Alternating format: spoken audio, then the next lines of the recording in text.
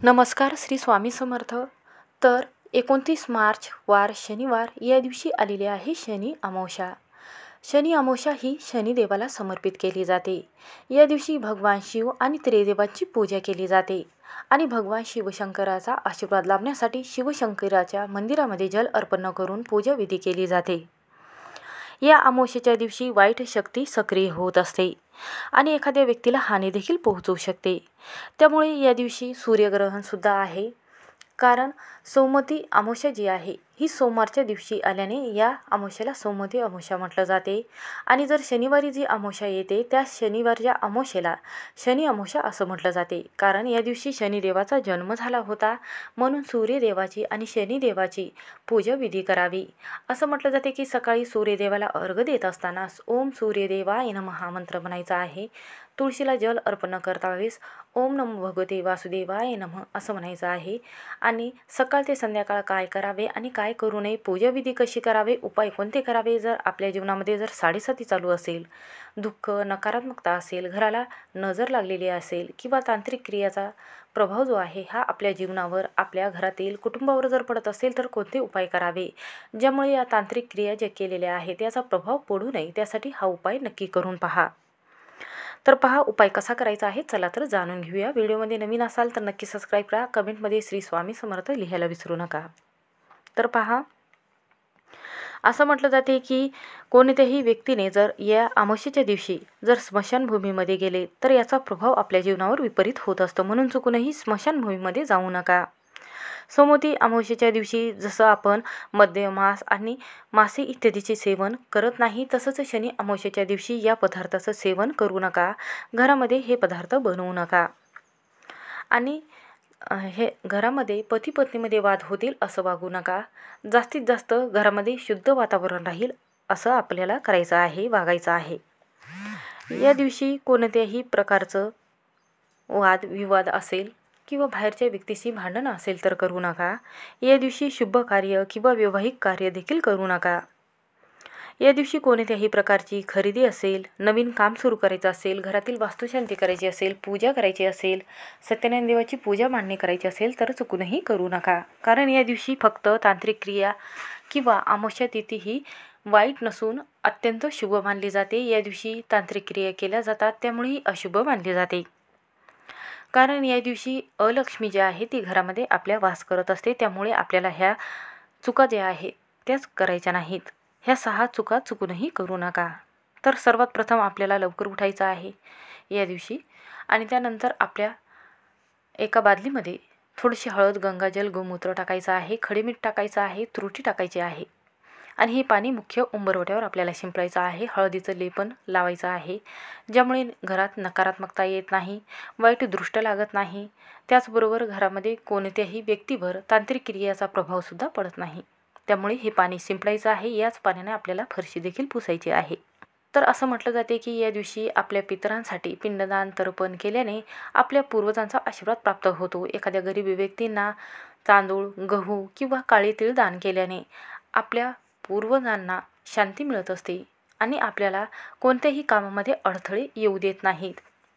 विशेष म्हणजे आपल्या मुलांच्या अभ्यासामध्ये प्रगती होते, शिक्षणामध्ये प्रगती होत असते.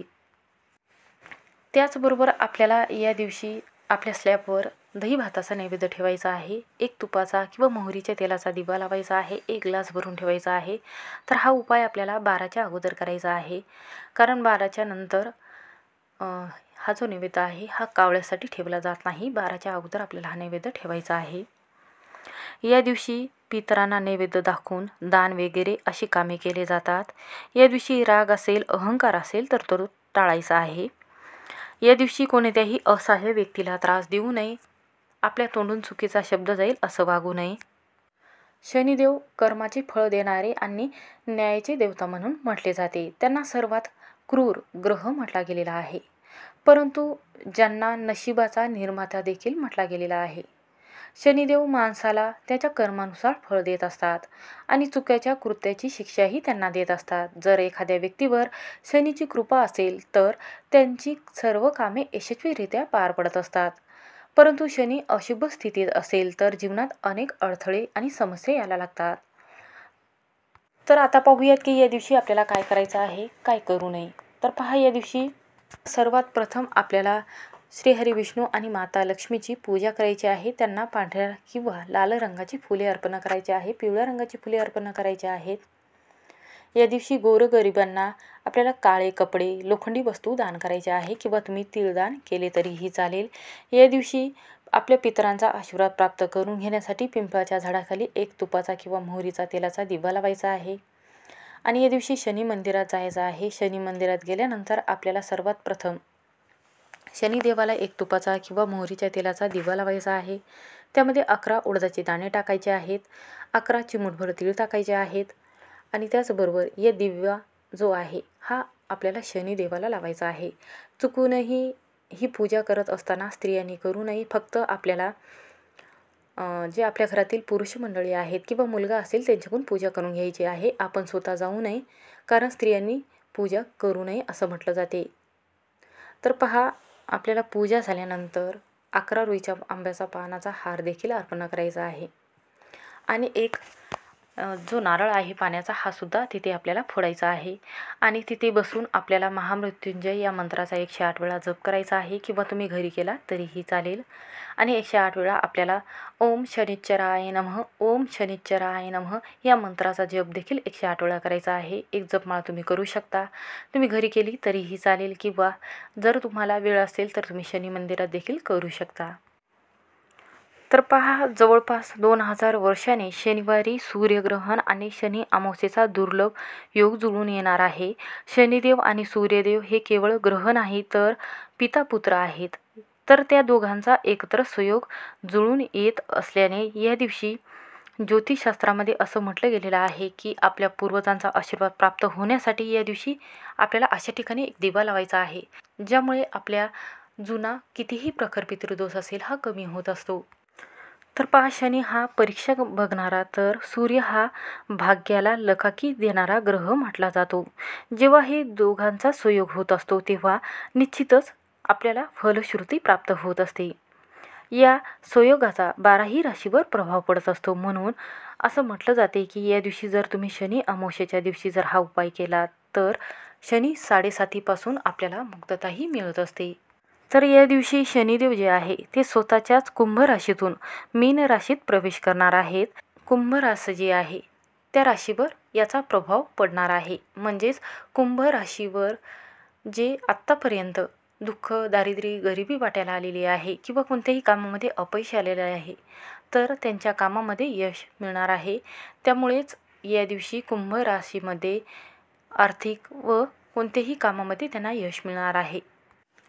तर या दुर्लभ संयोगावर आपल्याला उपाय कोणत्या वेळेत करायचा आहे तर पहा, 18:18 आपल्याला घराच्या मुख्य प्रवेशद्वारावर म्हणजेच आपल्या उंबरवट्यावर एक कणकेचा दिवा लावायचा आहे. त्यामध्ये 4 दिशेला 4 वाती येथील चौमुखी दिवा तयार करायचा आहे. आणि तो दिवा आपल्याला प्रज्वलित करायचा आहे. आणि शनिदेवाची पूजा देखील या दिवशी करायची आहे. मंदिरामध्ये जाऊन तुम्ही करू शकता.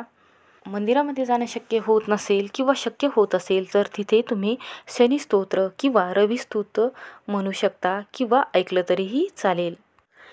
म्हणून या दिवशी जर तुमच्या कोणत्याही कामामध्ये अडथळे येत असेल, साडेसाती चालू असेल, नकारात्मकता होत असेल तर 4ही दिशेला 4 वाती लावल्यामुळे 4ही दिशांनी येणारी नकारात्मक ऊर्जा नष्ट होऊन शुभ वार्ता घडण्यास सुरुवात होत असते. शनिदेवाची आणि सूर्यदेवाची कृपा होऊन तुमचे आयुष्य बदलून जात असते. म्हणून कोणत्याही कामामध्ये यश मिळवण्यासाठी हा दिवा आपल्या मुख्य उंबरवट्यावर किंवा शनी मंदिरात आवर्जून लावावा. यामध्ये चिमूटभर काळे तीळ, 11 उडदाचे दाणे देखील टाकावे, ज्यामुळे श्री हरिविष्णू आणि माता लक्ष्मीचा आशीर्वाद प्राप्त होतो. आपल्या जीवनात येणारे अडथळे, समस्याही दूर होत असतात. म्हणून हा एक उपाय नक्की करून पहा.